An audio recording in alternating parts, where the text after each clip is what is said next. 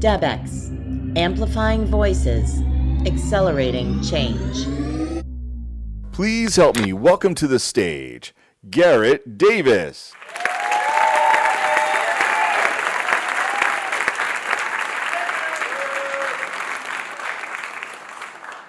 We are taught that goals play a huge role in who we are and how we grow as a person.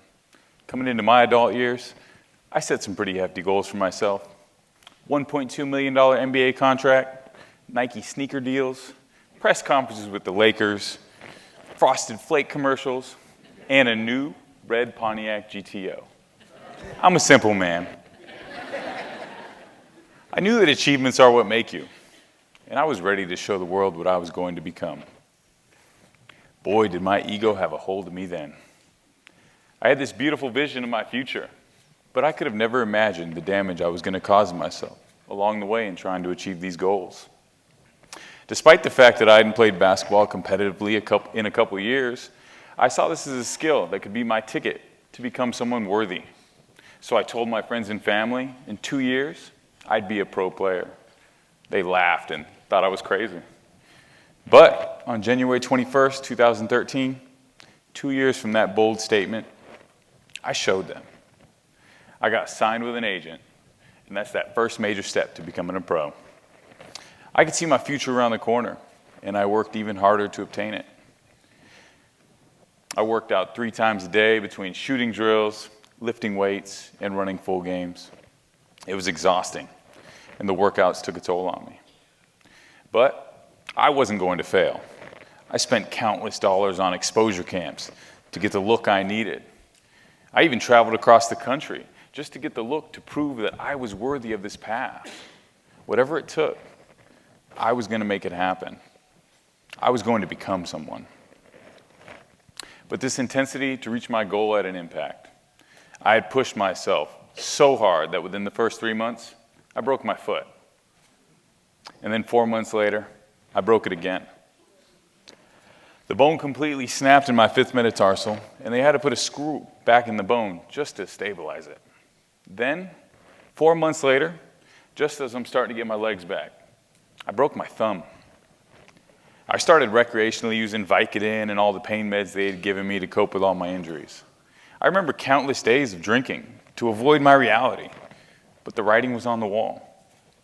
Despite offers to work out with the Kings, the Phoenix Suns, the Los Angeles Lakers, my body was just incapable of continuing. And I had to make the difficult decision to walk away from my goal. I felt I let everybody down.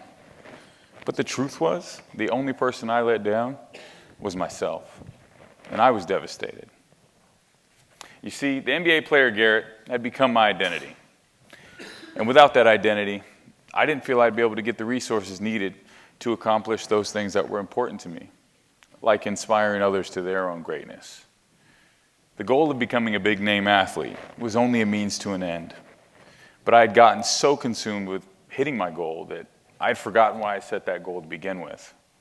And without achieving this goal, how could I inspire people now? The funny thing was, though, I had already had a voice that drew attention long before I set that goal of being someone worthy of being listened to. I was asked to host talent shows at school because I had a reputation of someone who was capable of being the MC. I was chosen to deliver the morning announcements at school.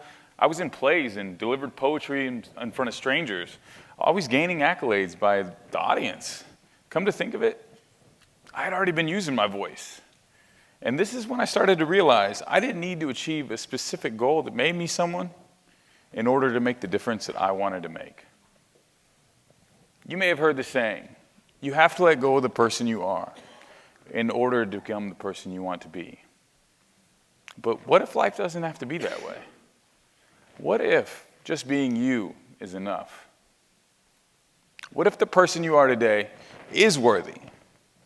Can you imagine how less stressful that would be? What goals have you set that have consumed a little too much of your life? Maybe you want to be a better father, but you have it in your head. You need a 100K job to do that. Or maybe you're putting in overtime at work and you're missing crucial time with your children and loved ones that you're never going to get back. Or maybe you're like me and you know you're destined for the big stage as an athlete and entertainer, but you're giving up too much of the person you are to get there. What are you sacrificing to achieve these goals? I suggest that one thing we sacrifice is our present-day happiness. While we have all heard it's the journey, not the destination, as a society, it appears we've all forgotten about that. We can be found saying things like, well, once I achieve this goal, then I'll be a success, or once I reach my goal, then I'll be happy. And this is where I start to see a major disconnect in the minds of people. We become so achievement-oriented that we lose ourselves, like I did. We get caught in this constant cycle of trying to achieve something in the future, when our focus should be right here, right now. We need to detach from the outcome of our goals, because in doing so, we can alleviate our emotional investment in the result. Our happiness should be celebrated as someone who is willing to set these goals and be a better version of the person we are today, not the person we will become tomorrow. I read a quote from the spiritual guru Osho that really resonates with me. Be, don't try to become.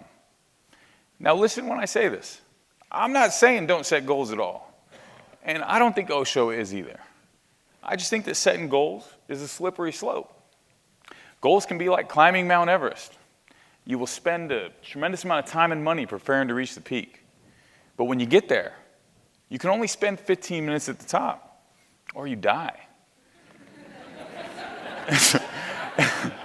All that training for 15 minutes of glory? And on top of that, statistically, those who die on the mountain, they die on the descent because they're just too tired or they run out of oxygen and they just can't finish.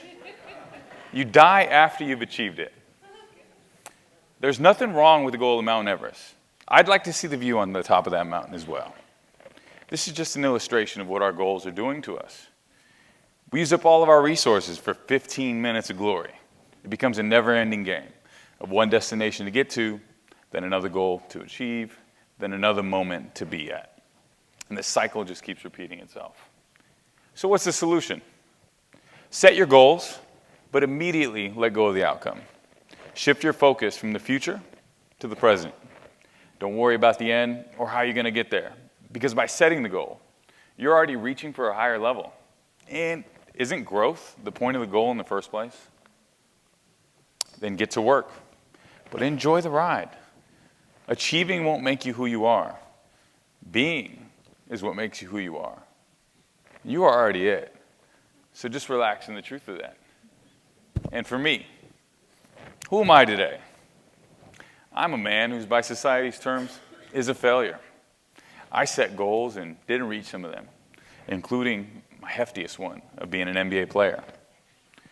I'm also a man who chooses to look at my goals a little differently today. I've realized no matter how it all lines up, I am worthy of reaching them. While I never played in an NBA game, nor got that red GTO, or appeared in those Frosted Flake commercials, I am here delivering my message to you. I'm making an impact. Imagine that. What I thought was going to be my message years ago has become something totally different. My ego told me that I was going to inspire people with my story of drive, passion, and success.